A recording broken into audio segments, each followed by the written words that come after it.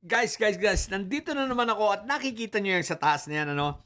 Eto ha, andyan, panoorin ninyo sa, may nagsend lang sa akin ha, si RTL PH, shoutout sa iyo ha, shinare niya sa akin to. So, napanood ko yung video, what the heck, sa Jessica 3 years ago, pa yata itong sa Jessica Soho, ano? Guys, yan po ay si Michael Cano, aka Dean Chase. Kung mapapanood mo ron, ito pala si Dean Chase, hinahabol pala ito ng mga engkanto. At ito pala ay laging ine-engkanto, kaya naman pala siguro, kaya pala may sayad talaga to. Kaya pala ang dami niyang mga nagagawa mga sa imahinasyon niya, no? Yung pala, ano pala to, ligawin ng engkanto.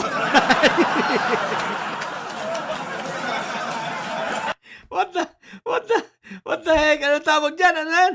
Doppelganger. Panoorin nyo guys. At ine-engkanto pala ito walang iyan to. So malamang-lamang doon sa US, sinabol din siya ng engkanto. At lahat ng kanyang mga ginagawa ay mga imahinasyon. Siyempre, ano yan? Wala. Kung ano yung nasa imagination niya, gagawin niya at ang gagawin niya ibabato niya kunwari kila PBBM. Siyempre may bayad sayang ang bayad. Tapos gagawa-gawa ng kwento kung ano-ano. Siyempre bubulungan pa eto ha. At least ako ang bumubulong sa akin, puting kabayo. Kay Maharlika, puting ahas. Dito kay Dean Chase, ano ba, puting engkanto. May engkanto pala tong kakambal ang putik na yan. Kaya pala baliw. Kaya pala sira ulo putik. Sinasamahan ng engkanto. Panoorin nyo na yan sa Jessica Soho ha. Wala itong pinagkaiba yan. Yung mga yan, alam mo naman ang mga naratibo, kitang-kita mo basta mga didilis, ano?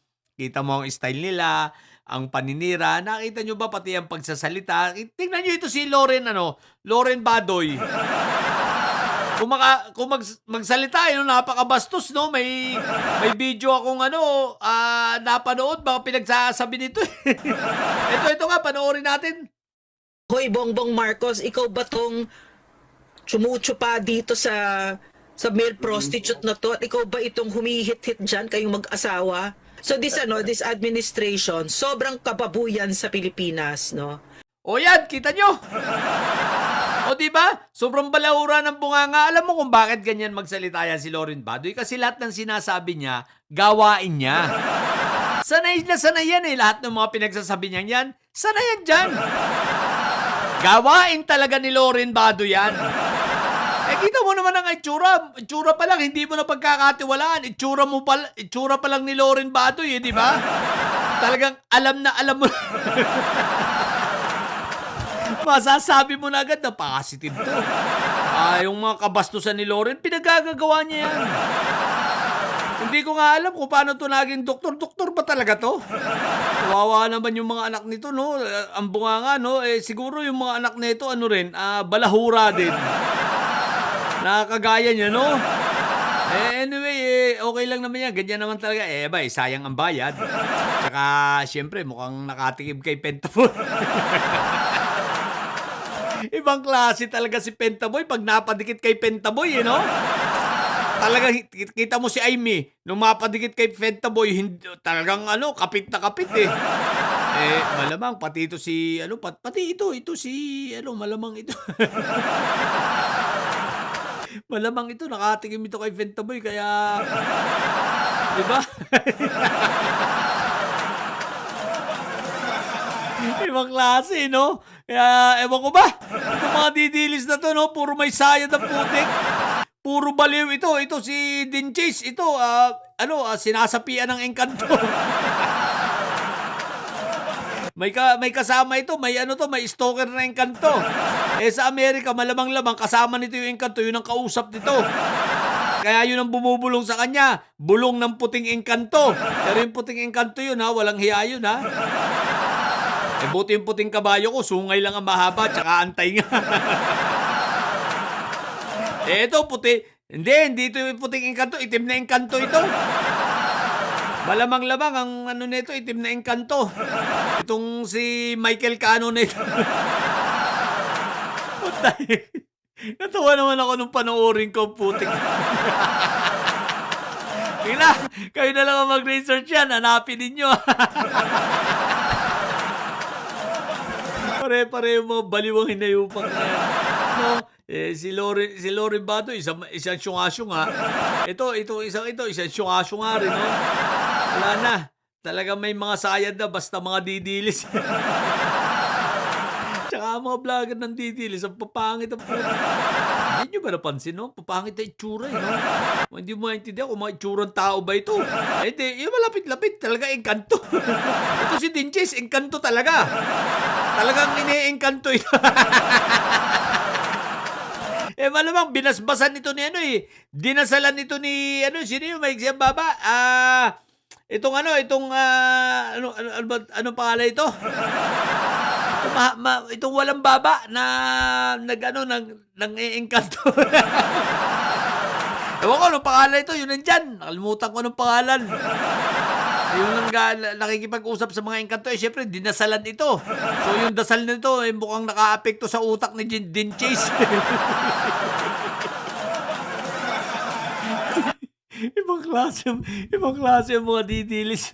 Ang lalakas ng tama, ang lalakas ng saya.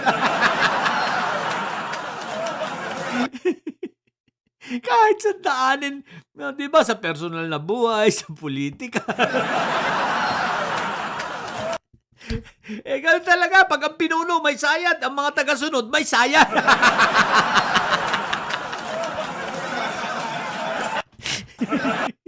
Si Inday sayad, may sayad. Di, siyempre, ano bang aasahan mo? Di may saltik din at may sayad ang mga taga-sunod dyan.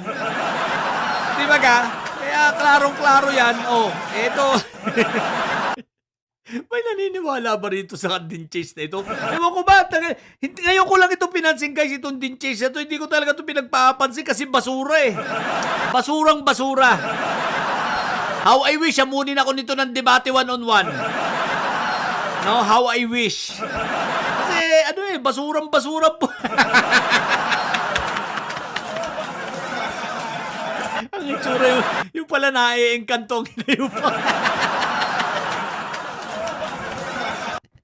Sinasapian ng engkanto. Doppelganger.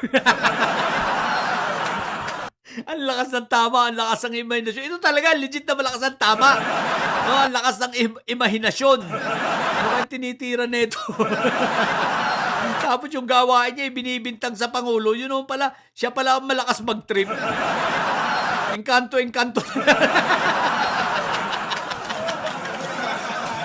Ang lakas ng trip. Panoorin nyo na lang. Ang lakas ng trip ng taong ito.